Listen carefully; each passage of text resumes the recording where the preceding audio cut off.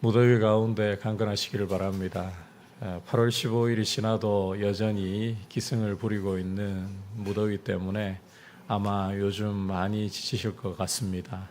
주님이 건강도 주시고 무엇보다 감사함이 넘치는 삶이 되게 하시기를 축복합니다. 오늘 이제 여러분과 함께 히브리서의 결론부에 이르렀습니다. 히브리서의 결론부는 말씀을 적용하는 데 초점을 맞추고 있습니다. 지금까지 우리가 강조해온 내용을 본다면 믿음으로, 인내로 경주를 끝까지 잘 달려나가자 하는 말씀이었습니다.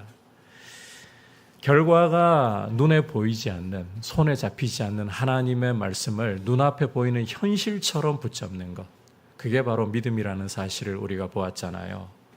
그 믿음으로 인내로 살아가는 삶이 이제 구체적으로 어떻게 삶에 나타나야 되는가, 삶의 실천을 다루고 있는 말씀이 오늘 말씀이라는 거예요.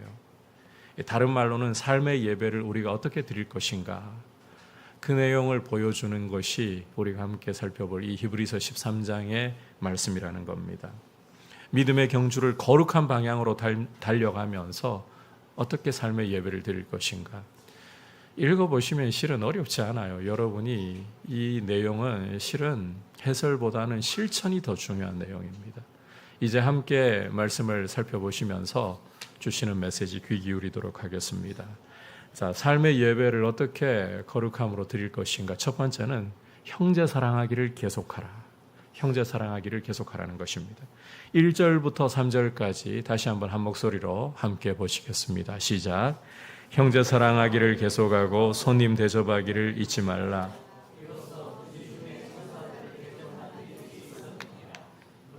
함께 갇힌 것 같이 갇힌 자를 생각하고 너희도 몸을 가졌은즉 학대받는 자를 생각하라.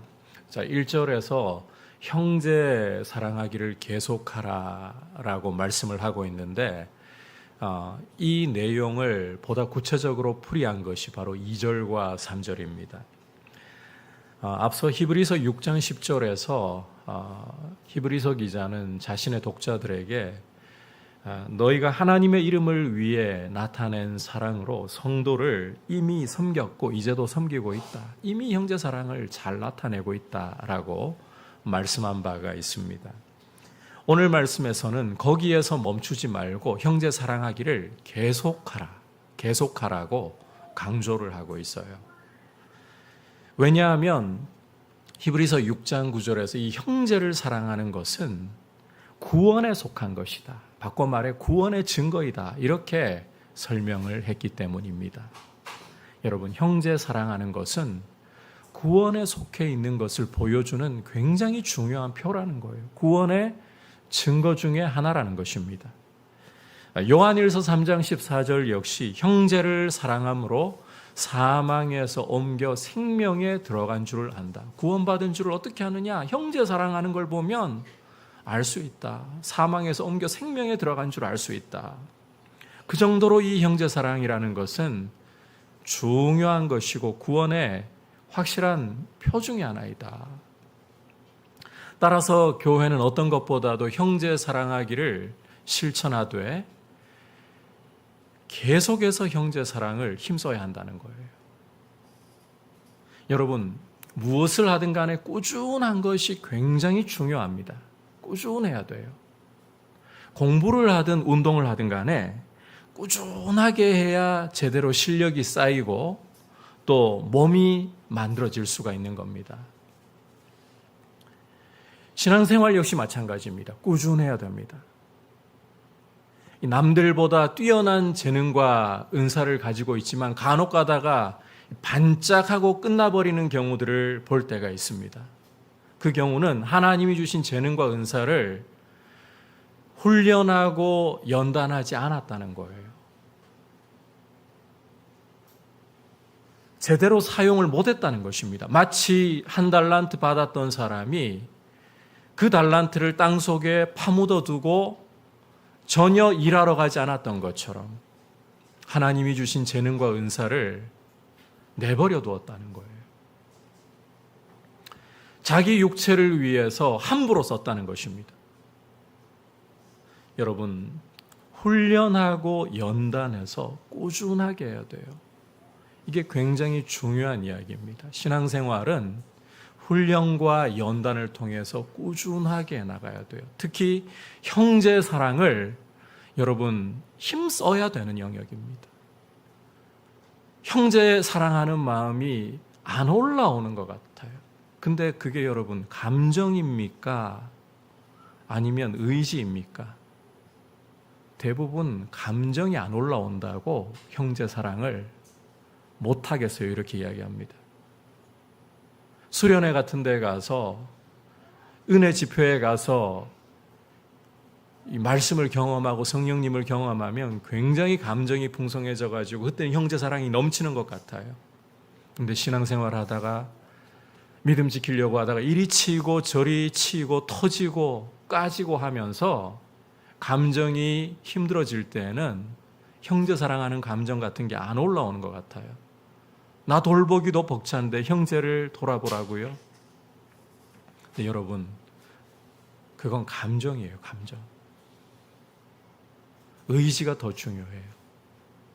형제 사랑하고픈 감정이 안 일어난다고 가만히 있으면 안 되는 거예요. 여러분, 쉐마 말씀, 신명기 6장 4절의 쉐마 말씀을 보시면 너희는 마음을 다하고 성품을 다하고 힘을 다해 주 너희 하나님을 사랑하라. 마음을 다한다고 할 때는 단순히 감정을 이야기하는 게 아닙니다. 생각을 이야기하는 거예요. 의지를 이야기하는 거예요. 고린도전서 13장을 읽어보시면 사랑은 오래 참고 사랑은 온유하고 그리고 사랑의 끝부분에 가보면 모든 것을 바라고 견디느니라. 여러분, 사랑은 감정을 넘어서는 것이고 의지가 어떤 것보다도 중요해요. 그래서 형제를 사랑하기로 결정하고 형제 사랑하고 싶은 마음이 안 일어날 때도 훈련하고 연단하고 꾸준히 갈 수 있도록 힘을 써야 되는 것입니다. 특히 이 사랑이라는 단어가 감정을 자꾸 생각하게 만드는데 아니에요. 훈련하고 연단해서 꾸준하게 해야 되는 거예요. 자, 이제 2절로 여러분께서 넘어가셔서 보시면 히브리서 기자는 형제 사랑을 실천하는 모습에서 먼저 손님 대접하는 것을 이야기를 하고 있습니다. 손님 대접하는 것을 실천해야 된다. 자, 이 손님이라는 번역이 우리 문화에서는 오해를 받기가 굉장히 쉬운 번역인데 우리는 손님 오면 대접하는 거 당연하게 여기잖아요. 여기 번역을 오히려 나그네라고 하는 게 낫습니다. 나그네를 대접해라. 낯선 나그네라도 대접해라. 자, 그러면 왜 낯설지만 나그네라도 대접을 해야 되는 것인가? 자, 이 부분은 두 가지 이유 때문인데 첫 번째는 고대 근동의 문화 때문에 여러분 고대 근동에서는 낯선 사람이라 할지라도 나그네를 결코 외면하거나 박대하면 안 되었습니다. 그건 수치스러운 일이에요. 나그네를 대접하는 게 굉장히 중요하고 명예를 지키는 일이었다는 말이에요. 따라서 여러분께서 창세기 18장과 19장을 읽어보시면 아브라함과 롯이 낯선 나그네들이 자기 장막 앞으로 또 성문에 앉아있을 때 그 앞으로 지나가거든요. 아브라함도 롯도 처음 보는 사람들입니다. 그들을 영접했던 거예요. 그 당시에는 그렇게 하는 것이 명예로운 일이었기 때문에. 자, 그런데 이렇게 낯선 나그네를 대접하다 보니까 놀라운 축복이 따라왔습니다. 여러분, 아브라함도 롯도 부지 중에 알고 한 게 아니에요. 모르고 나그네를 집으로 영접했어요. 그랬더니 누구를 영접했다? 오늘 말씀에 이야기하고 있죠. 천사를 영접하고 대접한 것이었다. 그래서 여러분께서 창세기 18장 읽어보시면 아브라함의 경우는 사라가 이삭을 낳을 것을 확인을 받는 하나님의 약속이 이루어질 것을 확인받는 축복을 누리고 롯의 경우는 소돔과 고모라가 멸망하는 가운데 건짐을 받는 불 가운데에서 건짐을 받는 은혜를 누리게 되었다는 거예요. 축복을 누린 겁니다. 이 문화적으로 나그네를 대접하는 게 이 당시에 명예로운 일이었어요. 요즘 현대 사회에서는 여러분 낯선 사람 벨 누른다고 함부로 열어주시면 안 돼요. 대개 낯선 사람 우리 집 벨 누르면 이단이 많아요. 우리를 해코지하려고 하는 사람이에요. 그러니까 이 말씀을 문자 그대로 적용할 수는 없는 거예요. 이 당시 문화가 이러했다고 지금 여러분들에게 분명히 해설해 드리는 겁니다. 그리고 또 한 가지 나그네를 대접하라 이 말씀하는 이유가 있습니다. 이 히브리서가 기록될 당시에 나그네라고 한다면 거의 대부분이 복음 전도자들 그리고 교회 지도자들이었어요. 여러분께서 마태복음 10장을 읽어보시면 우리 주님께서 제자들을 전도하러 보내시면서 배낭이나 두벌 옷이나 신이나 지팡이도 따로 가지지 말라고 하십니다. 그리고 어느 성이나 동네에 들어가서 합당한 집을 만나면 그 집에서 떠날 때까지 머물라. 일꾼이 먹을 것 받는 거 마땅하다 이렇게 말씀을 하셨어요. 여러분 이게 어떤 삶이라는 겁니까? 나그네의 삶이라는 거예요. 나그네의 삶. 따라서 나그네를 대접하라. 이것은 낯선 불특정 다수의 사람을 무작정 대접하라 이런 뜻이 아니라 교회를 위해서 주님을 위해서 헌신하고 섬기는 지도자들, 복음을 전하는 사람들을 돌아보고 대접하라 이 이야기를 하고 있는 거예요. 자, 여러분께서 이해하셨죠? 이 형제 사랑을 실천하되 주님의 복음을 위해서 교회를 위해 헌신하고 자신을 내던지는 이들을 외면하지 말라. 그들을 돌아보라. 이 이야기를 하고 있는 것입니다. 자, 형제 사랑의 두 번째 모습을 보면 갇힌 자와 학대받는 자들. 이 3절을 보시면 갇힌 자와 학대받는 자들을 생각해야 한다. 여러분 여기서 갇힌 자, 학대받는 자 이 부분도 오해가 없어야 되는데요. 그냥 막연히 감옥에 중범죄를 저지르고 악한 짓을 저지르고 갇혀있는 사람 이야기하고 있는 게 아니에요. 지금 이 히브리서를 받아보고 있는 독자들, 유대인 출신 그리스도인들로 믿음 때문에 박해를 받고 있는 사람들입니다. 믿음 때문에 박해받다 보니까 어떤 일이 벌어질까요? 옥에 갇히게 되는 거예요. 육체적인 학대를 종들의 경우는 주인이 안 믿는 사람이면 믿는 종의 경우는 학대당하는 건 일도 아닙니다. 그런 일들이 벌어질 수가 있는 것입니다. 그래서 믿는 그리스도인 형제들 중에 이렇게 고통 중에 있는 사람들 돌아보라. 자, 그러니까 여러분 오늘 이 형제 사랑을 이야기하면서 나그네, 갇힌 자, 학대받는 자, 앞서 말씀드렸지만 불특정 다수의 사람들을 무작정 여러분 모르는 사람 함부로 요즘 시대에는 함부로 집으로 들였다가는 말씀 순종한다고 벨 누르며 어서 오세요 했다가는 큰일 당할 수 있어요. 문자 그대로 적용하면 안 돼요. 이 당시에 이들이 어떤 사람들인가 어떤 문화 가운데 있었는가 이걸 알고 이 말씀을 적용을 해도 적용을 해야 돼요. 그러니까 우리가 이 공동체 안에서 하나님의 말씀을 섬기면서 수고하고 있는 일꾼들 또 우리 가운데 고통받고 어려움 중에 있는 형제들을 서로 돌아볼 줄 알아야 한다. 이 형제 사랑을 계속할 줄 알아야 한다. 이게 거룩한 공동체가 믿음의 경주를 하면서 삶의 예배를 하나님 앞에 올려드리는 아주 중요한 첫 번째 모습이다. 여러분 형제 사랑을 어떤 것보다도 귀하게 여기고 요즘 아내랑 이야기하면서 그런 이야기들을 나눕니다. 개척 한 이래로 담임 목사니까 이런 자랑이 저는 얼마든지 해도 좋다라고 생각하는데 교회 분위기가 참 좋은 것 같아요. 개척 한 이래로.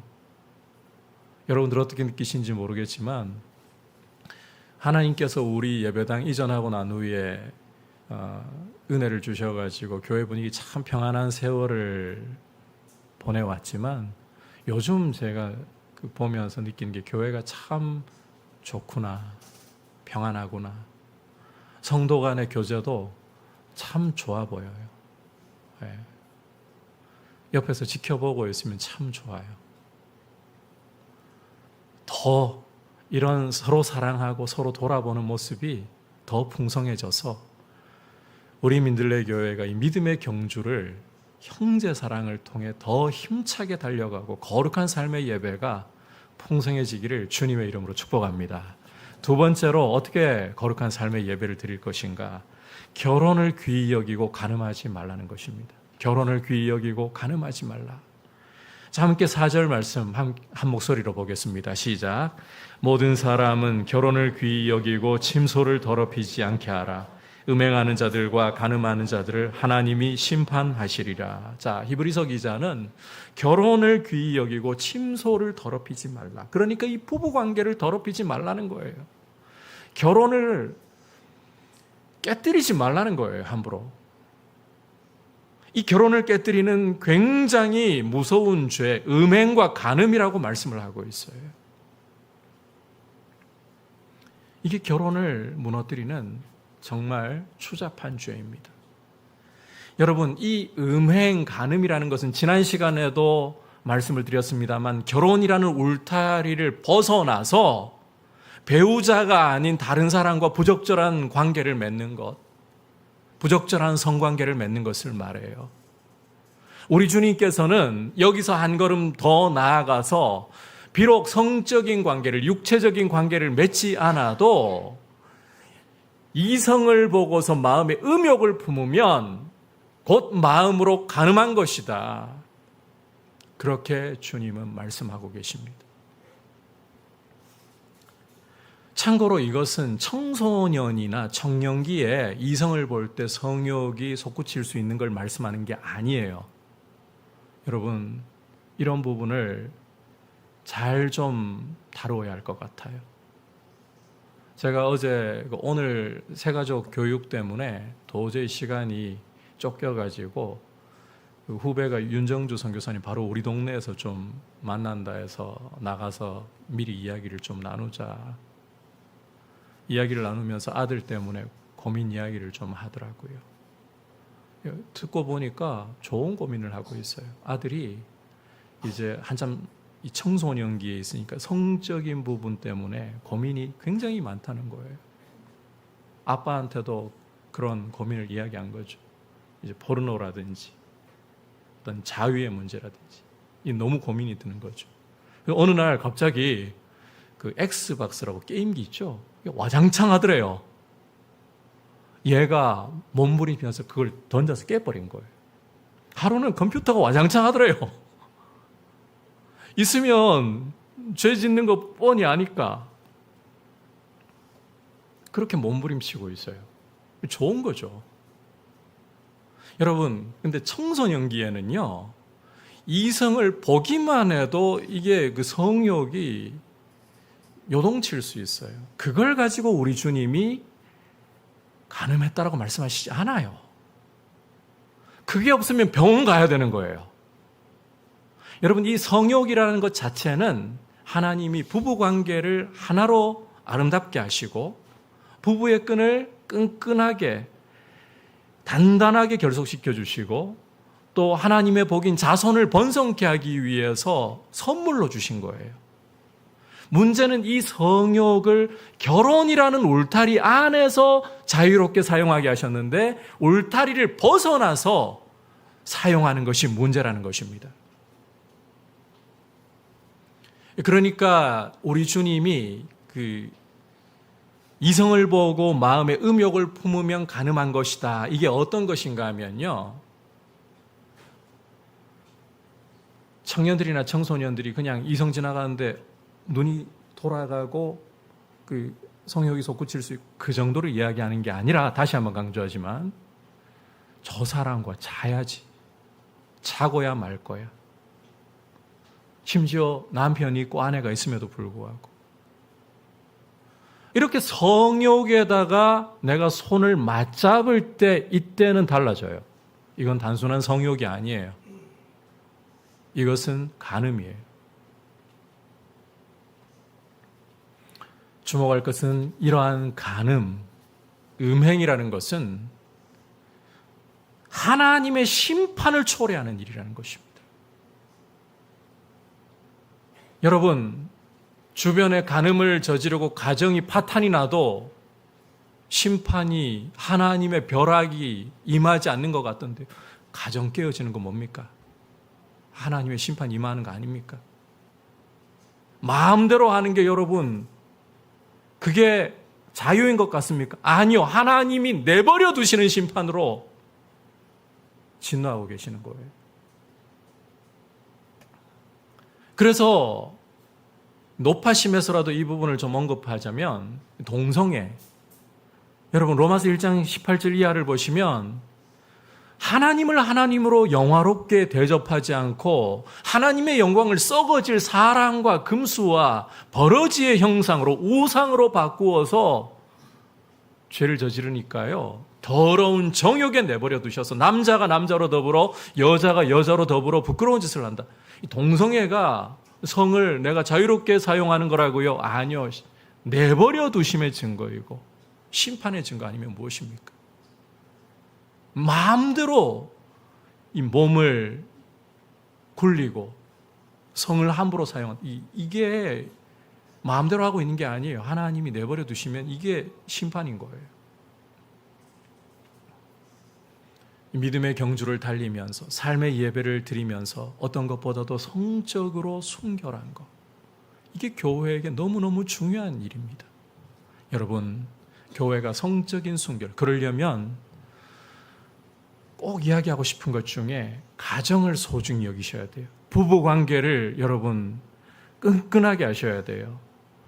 여러분 혹시나 눈 돌아가가지고 그 다른 남자, 다른 여자가 멋있어 보이고 예뻐 보이고 그 눈을 고치셔야 돼요.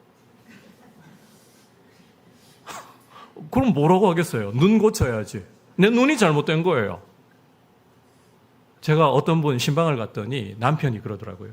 저는 얼굴 보고 결혼했다고. 그만큼 아내를 예쁘게 보고 있다는 거예요. 좋은 이야기예요. 아니, 저 다른 거 상관없고요. 저는 무조건 얼굴 보고 얼굴이 예뻐서 결혼했어요. 얼마나 멋있는 말입니까? 여러분, 남편 보고 아내 보고 왜 그렇게 당신은 뱃살 늘어지고 피부도 쭈글쭈글하고 젊을 때는 좀 괜찮아 보이더니, 그런 말 하지 마세요. 말하면 그렇게 보입니다. 멋있다라고 이야기해 주셔야죠. 나온 배까지도 얼마나 인격이 풍성한. 어렵죠. 그래도 해야지. 아내를 보고 그래요. 이전처럼 머리숱이 풍성하지 않고 빠지기도 하고 또 피부도 탄력을 잃어버리고, 그래도 당신이 제일 예쁘라고 해주셔야죠. 여러분, 우리 여성들 가운데 예쁘다고 하는데 나이 죄송합니다. 70이 넘고 80이 넘어도 예쁘다고 하는데 싫어하실 분 계십니까?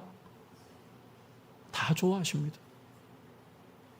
보니까 90 넘고 100세 다 되신 분도 예쁘다 하니까요. 당신보다 예쁜 사람 못 봐서 그러니까 너무 좋아해요. 오늘 집에 가셔가지고 여러분 이렇게 실천하셔야 돼요. 사랑은 내 감정이 몇십 년 살다 보니까 이제 메말라가지고 뭐 그냥 정으로 사는 거죠. 뭐 그냥 어쩔 수 없이 평생 왼수라도 그냥 살아야 되니까. 우리 그리스도인들 그러시면 안 돼요. 의지를 가지고 뭐 마른 장작처럼 보여도요, 당신이야말로 제일 아름다운 나무야. 두 번째, 피하셔야 돼요. 성적인 유혹과 죄는 피해야 됩니다. 싸우면 안 됩니다. 맞서 싸우려고 하면 집니다. 음행을 피하라고 했지, 성경에서. 맞서 싸우라 하지 않았어요. 여러분, 요셉이 보디발의 아내가 윙크하면서 자꾸 잠자리 같이 할 때 같이 있지 않았습니다. 그리고 급기야 옷을 잡고, 집에 사람 다 비워놓고 옷을 잡고 늘어질 때 어떻게 했습니까? 옷 그 손에다가 벗어던지고 도망가 버렸습니다. 그게 성을 대처할 수 있는, 성적인 유혹을 이길 수 있는 방법이에요. 피해야 돼요. 맞서 싸우려고 하면 안 돼요. 나는 이 포르노를 극복할 거야. 컴퓨터 화면을 띄워놔놓고 그걸 쳐다보면서 극복은 무슨 헛소리예요. 그건 아내가 아닌 다른 이성을, 그것도 내 마음에 너무너무 정말 끌리는 유형의 이성 사진을 앞에 딱 두고 그러면서 나는 이 이성으로부터 마음이 순수하게 서 있도록 지켜낼, 사진 안 치워요. 스마트폰 화면에 두고서 열 때마다 봐요. 그러면서 못 이겨요. 어떻게 이깁니까? 보는 대로, 묵상하는 대로 따라가게 되는데. 성적인 순결함, 가정을 지켜내는 것, 결혼을 귀히 여기는 것, 이게 여러분 공동체의 거룩함에 너무너무 중요한, 삶의 예배에 너무너무 중요한 부분입니다.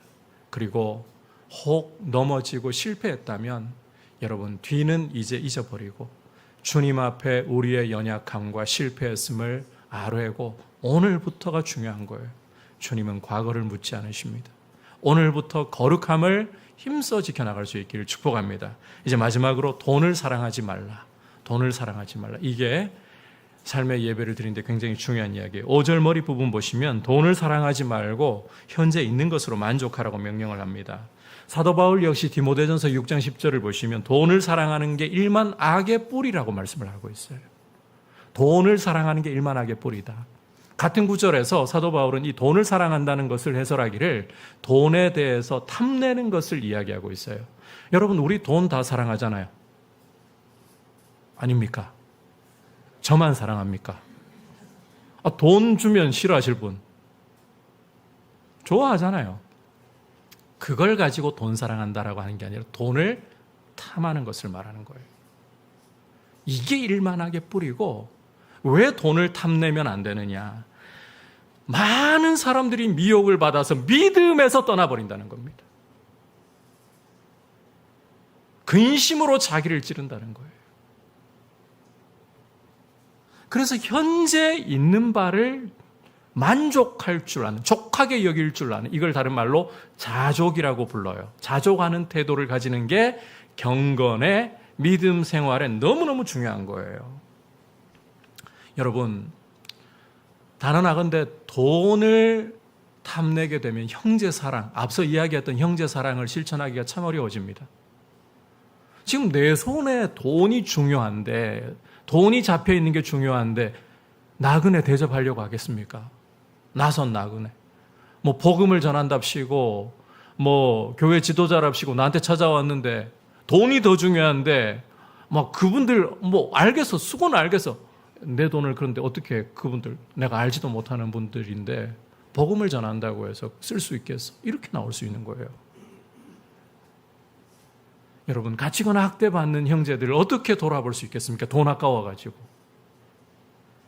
결국 믿음을 잘 지키고 삶의 예배를 잘 드리고자 한다면 돈을 탐내지 말고 있는 바를 족하게 여길 줄 알아야 된다는 거예요. 따라서 종교개혁자인 루터는 쌈지, 다시 말해 돈주머니가 회개하기 전까지는 진정으로 회개한 게 아니다라고 말씀을 했어요. 돈주머니가 회개하기 전까지는 회개한 게 아니다. 여러분, 돈주머니가 불받기를 축복합니다. 아멘 안 하시네. 자, 그렇다면 어떻게 해야 돈을 탐내지 않고 있는 바를 족하게 여길 수 있는 힘을 우리가 가질 수 있을까? 자, 5절 그가 친히부터 해서 6절까지 우리 한 목소리로 읽어보도록 하겠습니다. 시작. 그가 친히 말씀하시기를 내가 결코 너희를 버리지 아니하고 너희를 떠나지 아니하리라 하셨느니라. 그러므로 우리가 담대히 말하되 주는 나를 돕는 이시니 내가 무서워하지 아니하겠노라. 사람이 내게 어찌하리요 하노라. 자, 우리가 돈에 대한 탐심을 버리고 자족하는 태도를 가지려면 주님의 말씀을 붙잡는 훈련을 해야 돼요. 주님의 약속을. 말씀 아니고는 돈에 순식간에 눈 돌아갑니다. 여러분, 우리가 함께 읽은 말씀에서는 히브리서 기자가 신명기 31장 6절과 시편 118편 6절을 이게 조합해가지고 인용을 하는데 꼭 이 말씀만은 아니에요. 구약에 여러 가지 이 말씀들과 동일한 말씀들이 많아요. 시편 33편 20절이라든지 56편 4절이라든지 그 다음에 이사야 말씀이라 구약에 굉장히 많은 말씀들, 이걸 지금 조합해서 이야기를 하고 있는데 핵심은 주님은 성도를 결코 버리지도 떠나지도 않으신다는 겁니다. 주님이 우리를 돕는 분이 되시고 주님이 우리의 힘이 되시는데 사람이 그 무엇이 나를 어떻게 한단 말인가? 우리는 오히려 이렇게 외치면서 주님이 나를 결코 버려두지 않으신다. 결코 내 생활이 무너지도록 내 삶이 주저앉고 일어나지 못하도록 방치하시는 법이 없으시다. 신뢰해야 된다는 거예요. 용기 있게 외쳐야 된다는 거예요. 여러분, 예나 지금이나 가장 두려워하는 것 중에, 사람이 가장 두려워하는 것 중에 하나가 돈의 문제인 것 같습니다. 이 돈의 문제 때문에 인생의 경로가 바뀌는 경우가 허다합니다. 돈이 없으면 사람은 불안해지고 돈이 없으면 못 사는 줄로 여기는 것이 우리의 연약한 마음이에요. 하지만 성도는 돈이 없어서 못 사는 게 결코 아닙니다. 다시 한번 단언하지만 돈이 없어서 못 사는 게 아니라 주님의 말씀이 없어서 우리는 오히려 못 사는 거예요. 여러분, 광야 40년 동안에 하나님께서 이스라엘을 낮추시고 줄이게 하시면서 가르치신 것이 무엇이었습니까? 신명기 8장 3절을 읽어보시면 사람이 떡으로만 사는 것이 아니요 여호와의 입에서, 하나님의 입에서 나오는 모든 말씀으로 산다, 이걸 가르치시려고 광야에서 줄이게 하시고 낮추시고 조상들도 알지 못하던 만나를 먹이신 거 아닙니까? 하나님의 말씀으로 우리가 진정으로 살아간다. 이 사실을 무엇보다도 누구보다도 똑똑히 보여주신 분이 우리 주님 아니십니까? 우리 주님이 공생애를 시작하시면서 40일을 줄이신 후에 시험하는 자가 찾아와서 돌을 떡이 되게 해서 먹으라. 네가 만약 하나님의 아들이라면 돌을 떡이 되게 해서 먹으라. 여러분, 우리 주님 진짜 하나님의 아들이시고 능력 있으십니다.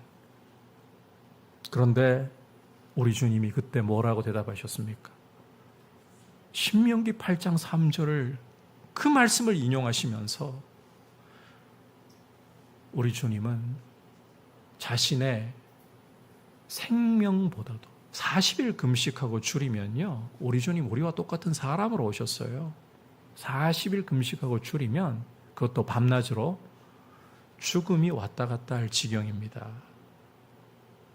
그런데 우리 주님은 당신의 생명보다 하나님의 말씀을 앞세우셨어요. 그걸 통해 분명히 증거를 삼으신 거예요. 분명히 보여주신 거예요. 우리 삶을 살아가기 위해, 우리 육체를 유지하기 위해 떡이 필요합니다. 돈이 필요합니다. 그걸 부정하신 게 아닙니다. 그러나 인간이 근본적으로 살아가는 것은 돈이 없을 때에도, 떡이 없을 때에도 우리 인간이 근본적으로 살아가는 것은 하나님의 말씀이다. 말씀 의지하고 갈 때에, 여러분 보십시오. 엘리야 시대에 땅에 3년 반 기근이 임했을 때 사르밧 과부, 이제 남아있는 통에 가루 장작 주워가지고 그걸로 마지막으로 아들과 함께 빵 만들어 먹고는 죽으리라고 하고 있었습니다. 그런데 나를 위해서 먼저 만들어 와서 달라. 주고 나면 마지막 먹을 거 다 떨어지는데요.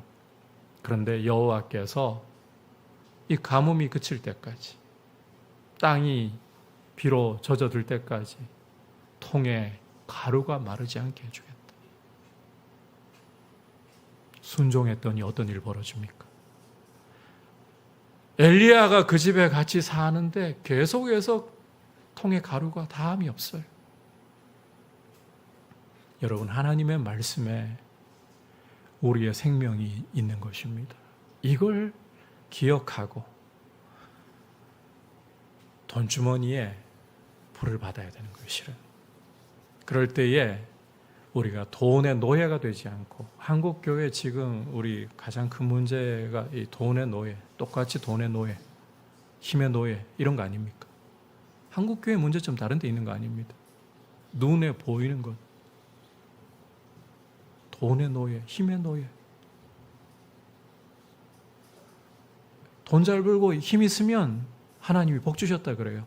여러분, 돈 잘 벌고 힘 있어도 하나님이 복 주신 게 아니라 저주의 표현인 경우 얼마든지 있습니다. 무엇이 정말 삶을 경건함으로 이끌어가는 것인가? 돈을 사랑하지 않아야 돼요. 있는 바를 족한 줄로 여길 줄 알아야 해요. 자족하는 마음이 필요한 거예요. 이렇게 우리가 형제를 사랑함으로, 그리고 결혼이라는 가정을 소중하게 여김으로, 또 돈을 사랑하지 않고 있는 바를 족하게 여김으로 삶의 예배를 하나님 앞에 경건하게 드릴 수 있는 믿음의 경주를 인내로 잘 달리는 우리 성도님들 되시기를 주님의 이름으로 축복합니다.